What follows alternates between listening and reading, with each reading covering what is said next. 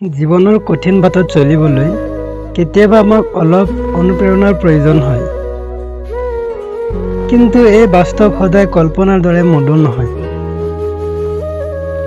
ইয়াত কিছুমান তিতা মিঠা সত্যৰে আমাৰ জীৱন পাৰ হৈ যাব লাগে।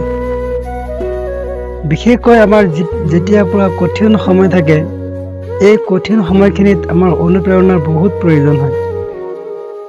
আৰু এই অনুপ্ৰেৰণা আমি পাবলৈ সদায় আমাক সুশিক্ষিত মানুহ, অধিক শিক্ষিত আৰু অধিক জ্ঞানী মানুহৰ লগত আমাৰ কথা বাৰ্তা কৰিব লাগে, যিসকলে মানুহৰ ভালটো বিচাৰে, যিসকলে মানুহৰ উন্নতি হোৱাটো বিচাৰে, তেনেকুৱা মানুহৰ লগত সদায় কথা পাতিব লাগে।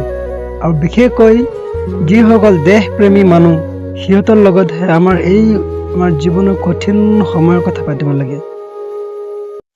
তেতিয়াহ'লে নিশ্চিতভাৱে সিহঁতৰ পৰা নিশ্চয় কিবা এটা নহয় কিবা এটা উপকৃত উপদেশ আমি পাম।